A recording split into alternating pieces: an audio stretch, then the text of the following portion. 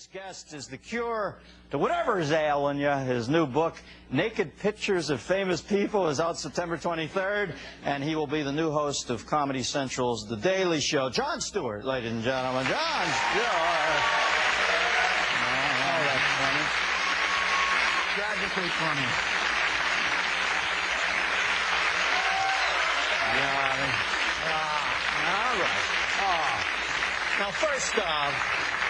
All right. Now, first off, Jon, I have to say that Kilborn is a cute kid, but you're like an original. I think you've got a great comedy mind. And why is Kilborn going to be on network and you're going to The Daily Show? Is that something you want? I value my anonymity. And, it's like the Comedy Central has become the federal witness relocation program of television. In a few years, when it's safe to go out again. You don't want to leave New York, or I don't want to leave New York, man. Yeah, I love my urban petri dish. I love to be there, and I've identified all the hazards there. Out here, I'm lost. Now you've got the alternate side of the street urinating laws down, and I figured it all out. Out here, there's all kinds of wicked. There's some earthquake dust that goes. There's something that'll get into my, you know. So you are a card-carrying hypochondriac. Oh, Jesus. Here's. I went and saw Saving Private Ryan. Unbelievably moving picture. And in the beginning of it, you know, when they're coming in on D-Day, and it's all the kids are throwing up in the thing, and the landing gates, and the bullets come whistling in, and people are going in the water. My honest thought was, you know, even if they make it through, they're so damp, and with the cloud cover, you know, these guys are the prime candidates for the bronchial infection. And I just don't know how our boys did it with that stress and the dampness and the whole thing. You're going to catch it. You should have seen. I came out here for a day and a half, literally. And this is all I have. I have no clothes, but I have a huge knapsack. And literally, if you looked in it, you'd think I was a St. Bernard. Because it's got first aid supplies for any available, you know, infection or anything that might happen. Is there any way to overcome it, or are you just stuck with it for life? I enjoy it. I go to pharmacies like some guys go to hardware stores. I go in there, and I just go, wow, look at this new anal cream. This is something. It is. It's, you know, it's pathetic. It's embarrassing. It's, I don't know. Are you, and there's differences amongst hypochondriacs. Wait a second, there's a new anal cream out? So you strike me as a heart attack man, whereas I'm more of an immunodeficiency guy.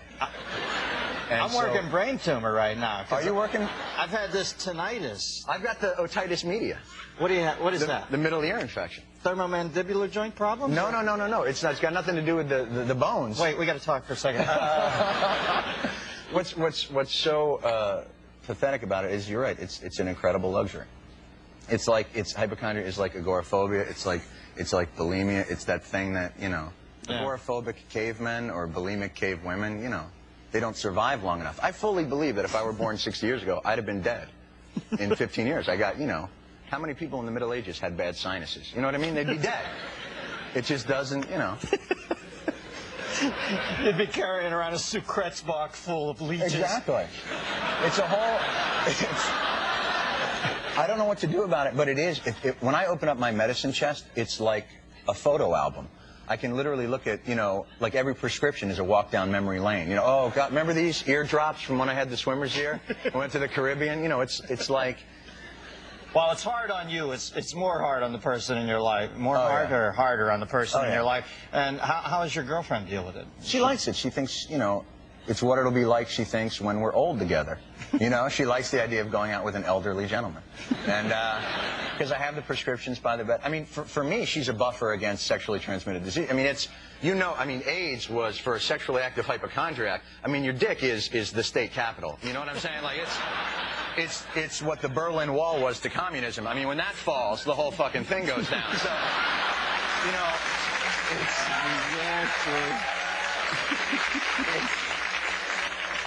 I can remember, you know, AIDS did to sex. I remember the post-sex question was always, you know, how was it? Was it a good organ? For me, it was always, is there blood? You know, I would ask girls questions. You know, you try and find out their sexual history. That was the whole thing. And you'd say, you know, or a girl would come in and say, God, you know, I don't really feel like eating right now. And I think immediately, oh, she doesn't want to eat, which means she's depressed. She's probably depressed because she's a heroin addict. She probably shoots heroin. She probably shoots heroin and fucks homosexual Haitians. I have no chance. And it literally would rattle through my head, and I would just lie there and feel the panic. And the weird thing about hypochondria is the panic imitates the symptoms of a disease. It's when you panic, you go, oh my God, my heart and my bowels. I have colon cancer and a heart attack. Am I sharing too much? Wow. For a second there, I felt like I'd booked Richard Lewis. Richard Lewis, my God of gods. I remember we were working together at a comedy club, and I literally just poked my head in. Richard on the road, man. Wow. He's like Howard Hughes in the last 4 weeks, you know. I thought he was royalty because he was sitting on a throne of toilet paper wrapped around the toilet, literally 5 feet high. He was hovering above this thing in his, like, germ-free butt zone that couldn't, you know, nothing could fly up. It was incredible.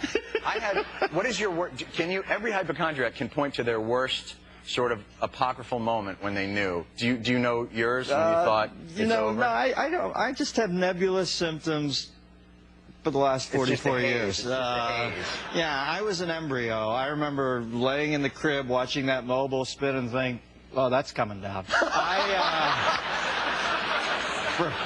From day one. Why? Do you have a specific one that stands out? I remember, and this is hugely, and thank God it's HBO. When I was 12 or 13, and this again involves the penis. But you remember, as a boy, when you first find your penis, it might be a tool for something else. And I remember it very clearly. Ticking locks. Right. Yeah, life was one big jerk-off. Life was one big jerk-off. But in the early stages, you don't know how hard or how, you know, it's like trial and error, much like the space program. Yeah. And I used to call it entering the LEM, as a matter of fact. But I remember it was one day after school. I was a latchkey kid, so I was home a lot. And I remember it was like 74 or 75, and Dinah Shore was wearing a particularly form-fitting blouse that day doing a cooking segment. Yeah, Dinah was hot. Dinah was hot. She did have a way with the chicken. Yeah, and Bert was with her then. She was all right. And I remember just taking it to task, just going wild, hog wild, and completely overdoing it. And about 4 hours later, going to take a leak, and literally my penis had just blown up. Had literally, like, had gone to the point where it looked like I wasn't circumcised anymore. Where, like, the side, you know those old Three Stooges gags where the head drops down but the shoulders stay up? So I immediately... I can talk like this now since I got another job. But, so I immediately think, I have gangrene in my penis. I have something horribly wrong. And when you're 13 years old, you can't just whisk yourself off to the doctor. You have to wait for mom to come home and create a believable scenario. I'm riding my bike and it squirreled and I hit the curb with my dick. You know, or so, I don't know. Something, get me to the doctor. Yeah, something believable. So we go to the doctor and I get, you know, you're literally in the waiting room to go in, and I walk in and my pediatrician, you know, you sit there and I have to drop my pants and he's talking to me like I'm still a kid, like, oh, how's the swim club? You know, look at my dick. That's all I want him to do. The Ritz of Passage. Yeah, exactly. I don't want to hear any chat about Little League. Just look at my dick. So he looks at it literally for a second, just looks down. He goes, is your mom out in the waiting room? I said, yeah. Just go out there and wait and send her in. She walks in. She comes out 10 seconds later. She doesn't say a word to me. We're just driving home. I've heard nothing. Nobody tells me I'm okay. Nobody says anything.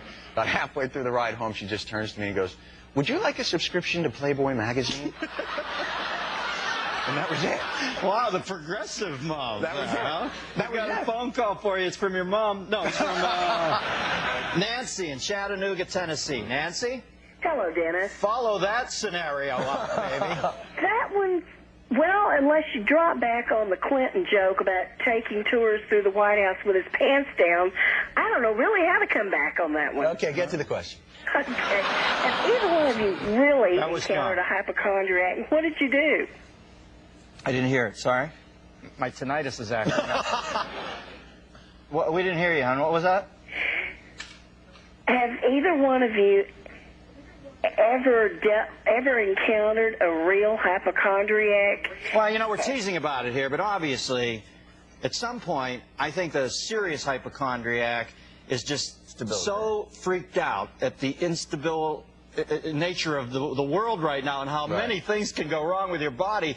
I think hypochondria is like a preemptive strike. You know, you think, well, I'll contrive something before I can get shit hammered with mad cow. hypochondriacs are they're the survivalists. It's the new survivalists. We're going to be all hypochondriacs. We'll live in a bunker in Idaho because the superbug is the East Coast, you know.